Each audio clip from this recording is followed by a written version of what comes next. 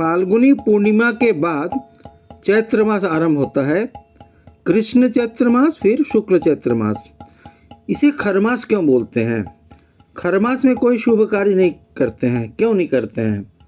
जब सूर्य मीन राशि में प्रवेश करता है तब खरमास होता है, और 2 बार खरमास होता है, जब सूर्य मीन राशि में होगा और जब धनु राशि में होगा। इस अवधि में जैसा अभी मैंने बोला, कोई भी शुभ कार्य करने की मनाही है।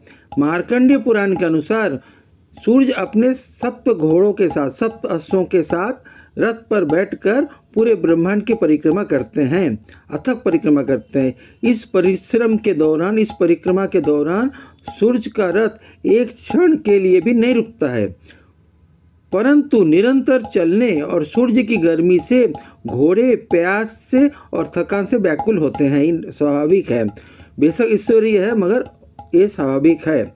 अश्वों की दयनीय दशा देखकर सूर्य नारायण ने उन्हें विश्राम देने और उनके प्यास बुझाने के उद्देश्य से उन्हें रुकने का विचार किया कि हे रथ, तुम रुको थोड़ा सा। परंतु उन्हें अपनी प्रतिज्ञा का स्मरण हुआ कि वो अनवरत चलेंगे, वो कभी विश्राम नहीं करेंगे, उनकी यात्रा निरंतर चलती रहेगी। ये भी देखिए कि वचन दे रखा उन्होंने। ऐसा विचार करते हुए सूर्य देव का रथ आगे बढ़ रहा था। कुछ दूर चलने पर सूर्य को एक तालाब किनारे, एक सरोवर के किनारे 2 खर अर्थात गधे दिखाई दिए, गर्धव। उनके मन में ये विचार आया कि जब तक उनके रथ के घोड़े को थोड़ा विश्राम मिल जाए, थोड़ा सा जलपान मिल जाए, तब तक इन दोनों खरों को अपने रथ में जोतकर मैं अपनी यात्रा जारी रखूंगा। ऐसा सोचकर सूर्यदेव ने अपने सारथी अरुण देव को उन दोनों खरों को अपने घोड़ों के स्थान पर जोतने की आज्ञा दी। सूर्य के आदेश पर उनके सारथी अरुण ने खरों को रथ में जोड़ दिया। खर अपनी मंद गति से सूर्य के रथ को लेकर परिक्रमा पथ पर चलने लगे। ध्यान दीजिएगा कि सूर्य के जो सप्त अश्व है वो दिव्य है, महान गतिशील है, और उसके मुकाबले जो गर्धव है, गधा है, खर है, वो तो मंद गति है, उसकी मंथर गति है। सूर्य के रथ को इन खरों द्वारा खींचने के लिए ही इन्हें खरमास कहा जाता है। अर्थात चैत्र महीने में सूर्य की गति थोड़ी सी मंथर हो जाती है, थोड़ी सी मंद पड़ जाती है। जैसा मैंने ऊपर कहा कि वर्ष में 2 बार खरमास होने की परंपरा है। एक है जब सूर्य धनु राशि में होते हैं और जब वो मीन राशि में होते हैं। मीन राशि में चैत्र मास और धेनु राशि में अर्थात धनु राशि में जब सूर्य की रोशनी पड़ती है तो वो है पौष मास। पौष मास अभी बीत चुका है। पौष मास की पूर्णिमा से ही महाकुंभ की जो परंपरा आरंभ होती है, महाकुंभ का पावन पर्व आरंभ होता है। हम उसमें उसका आनंद लिया, हमने उसका लाभ उठाया। अब आइए चैत्र मास। चैत्र मास के दौरान इसका जो प्रभाव होगा तेज पृथ्वी के उत्तरी गोलार्ध पर ही नहीं पड़ता। सूर्य की इस कमजोर स्थिति के कारण ही पृथ्वी पर दौरान क्या क्या कार्य नहीं होंगे? गृह प्रवेश, नया घर बनाना, गृह ब्रह्म, नया व्यवसाय, व्यवसायारंभ, मुंडन, विवाह आदि मांगलिक कार्य। यानी सीधी सीधी बात है, जो संकल्प करके मानसिक करके जो पूजा होती है वो पूजा नहीं होगी। हाँ, भजन कीर्तन जब तब तो कर सकते हैं। दोबारा बात को समझिए कि इस अवधि में सूर्य का पूरा प्रभाव यानी तेज जो है पृथ्वी के उत्तरी गोलार्ध पर ही नहीं पड़ती है। तो उत्तरी गोलार्ध ही मुख्य है, उसके बाद दक्षिण गोलार्ध में ये सूर्य की रोशनी पड़ेगी ना। तो इसलिए सूर्य की गति चूँकि मंथर है, इसलिए कोई शुभ कार्य नहीं होगा। हाँ, जो भक्ति से जुड़े हुए कार्य हैं वो जरूर कर सकते हैं। सबसे बड़ी बात यह है कि नवरात्र, जिसे हम नव संवत्सर कहते हैं, देखिए साल में अलग अलग कैलेंडर के अनुसार अलग अलग नव संवत्सर होते हैं, यानी नया साल होता है। अंग्रेजी की बात आप नहीं कर रहे हैं, अलग अलग धर्मों के अनुसार भी अलग अलग कैलेंडर होते हैं। भारतीय सनातन धर्म संस्कृति के अनुसार ये जो चैत्र दुर्गा पूजा है ये नव संवत्सर है। ऐसे तो 4 दुर्गा पूजा होती हैं, एक जो चैत्र या वासंतिक नवरात्र, फिर वर्षाकालीन नवरात्र जिसमें रथ यात्रा निकलती है, फिर अकाल बोधन अर्थात शारदीय नवरात्र, और फिर शिशिरकालीन नवरात्र अर्थात जिसमें सरस्वती पूजा होती है। ये चारों पूजा महत्वपूर्ण है, मगर वासंतिक नवरात्र से ही नव संवत्सर यानी कि नया वर्ष आरंभ होता है। जो विशुद्ध गणना होती है इसी के अनुसार होती है। और सबसे बड़ी बात है, वासंतिक नवरात्र की पूजा किसने की थी? महापंडित रावण ने की थी। 9 दिन तक अन्न जल ग्रहण नहीं किया, बहुत बड़ी तपस्या है। हम अक्सर कहते हैं कि वो बड़े अत्याचारी थे, बुराई के प्रतीक थे, मगर उस दूसरी ओर देखिए कितने बड़े पंडित थे। हम बिना अन्न जल ग्रहण करके नवरात्र की पूजा नहीं रख सकते, रखेंगे तबीयत खराब हो जाएगी। मगर उनकी भक्ति देखिए, उन्होंने दुर्गा माता को प्रकट किया, उन्होंने शिव जी को प्रकट किया और नारायण को राम रूप में प्रकट किया, क्योंकि राम के हाथ से उन्हें उद्धार प्राप्त करना है। इसको बोलते हैं शत्रुवत भक्ति, यानी कि ऐसा लग रहा है कि वो शत्रु बन रहा है, मगर शत्रु नहीं, वो भक्ति कर रहा है शत्रु भक्त। तो ऐसा भक्त जो है बहुत निराला है। राम ने विभीषण पंडित को बोला कि रावण के मरने पर शोक नहीं करते हैं, न भूतर न भविष्यति, न इससे पहले कोई ऐसा हुआ न कभी ऐसा होगा। उस महापंडित रावण ने भी इसी नव संवत्सर अर्थात वासंतिक नवरात्र में ही पूजा की थी। अतः नवरात्र का जो महान पर्व है वो इसी चैत्र मास में ही होता है। तो कहने के लिए ये आप इसको कहेंगे कि खर मास माने अशुभ मास, ऐसा नहीं है।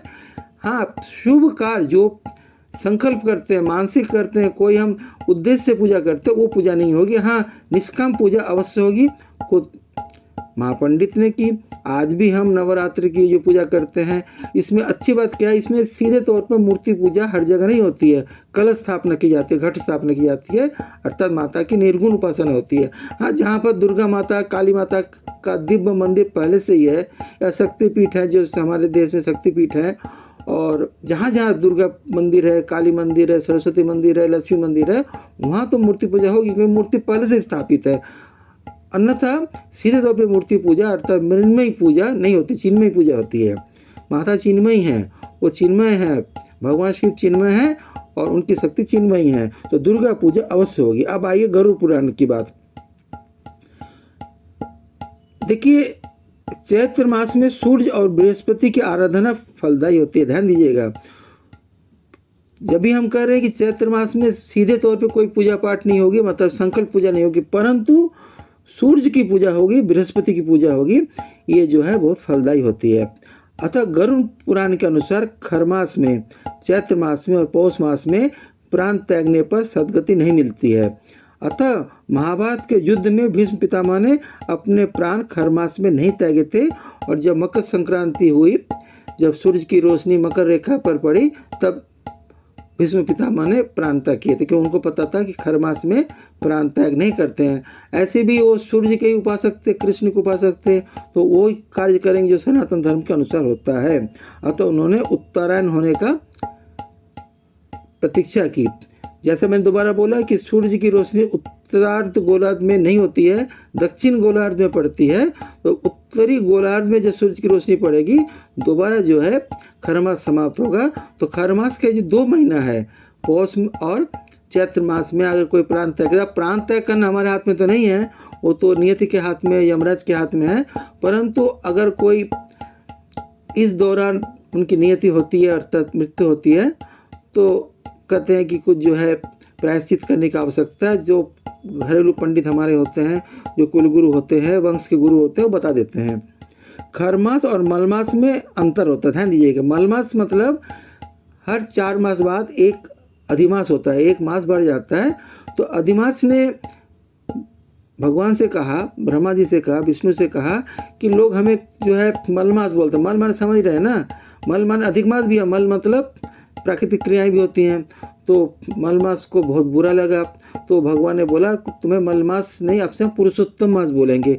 ये महीना केवल मेरी पूजा में भक्तगण ध्यान लगाएंगे और दूसरा शुभ कार्य नहीं कर। मलमास में भी शुभ कार्य नहीं होते हैं, अर्थात सांकल्पिक मासिक पूजा नहीं होती है, मगर बाकी जो भजन कीर्तन होंगी। तो कहने का अर्थ है कि पौष मास, चैत्र मास और मल मास में संकल्प पूजा मत कीजिएगा, परंतु भगवान का भजन कीर्तन अवश्य कीजिएगा।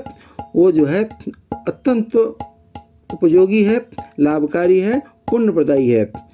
और खर मास जैसे मैं अभी बोला 2 बार आएगा। एक बार जब सूर्य मीन राशि में और जब धनु राशि में।